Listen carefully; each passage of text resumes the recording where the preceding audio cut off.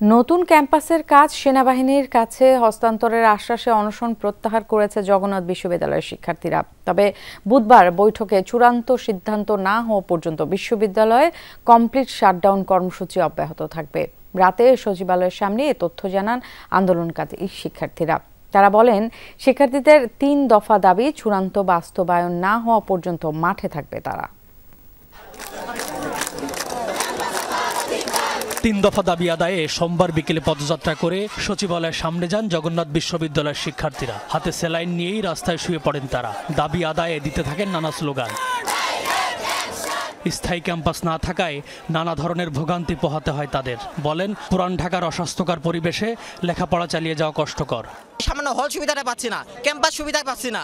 আমাদের যে মেধার বিকাশ ঘটাবো, কিভাবে বিকাশ ঘটাবো? দিনের পর দিন মেসে থাকতেছি, মেসে থেকে সার পোকার কামড়, তেলা পোকার কামড়, ইঁদুরের কামড়, এগুলো সহ্য করার থেকে আমাদের এই রাস্তায় এখানে এসে অনশন করে মরে যাওয়া ভালো। আমরা জানি যে সেনাবাহিনী একটা ঠিকাদারি প্রতিষ্ঠান না, কিন্তু অন্য কোনো প্রতিষ্ঠান এই দায়িত্ব নিতে পারবে বলেও আমরা বিশ্বাস করতে পারছি না।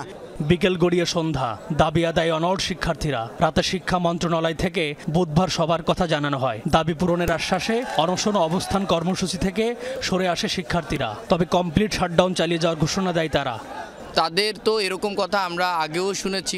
তো যেহেতু তারা 3টা দাবির মধ্যে 2টা দাবি আমাদের হুবু আমরা যেমন দিয়েছি সেভাবে করে নিয়েছে, সেক্ষেত্রে আমরা অনশন কর্মসূচি থেকে আমরা প্রত্যাহার করছি।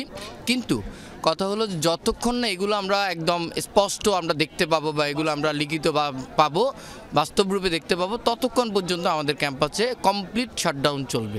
শিক্ষা মন্ত্রণালয়ের উদ্যোগের কথা জানিয়ে বুধবার পর্যন্ত আন্দোলন থেকে সরে আসার আহ্বান জানান উপাচার্য।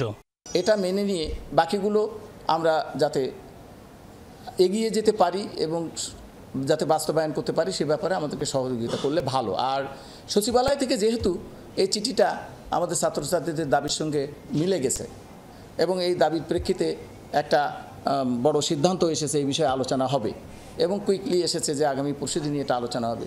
সেইটা আমার মনে হয় যে ছাত্রছাত্রীকে অনুরোধ করব আর একটু ধৈর্য ধরে একটু অপেক্ষা করা। এর আগে সকাল থেকে স্লোগানে উত্তাল ছিল জবি ক্যাম্পাস। মূল ফটকে তালা ঝুলিয়ে কমপ্লিট শাটডাউন কর্মসূচি পালন করেন শিক্ষার্থীরা। পরে তাদের অনশনে অসুস্থ হয়ে পড়েন বেশ কয়েকজন শিক্ষার্থী। M A Aziz, Jamuna news, Dhaka.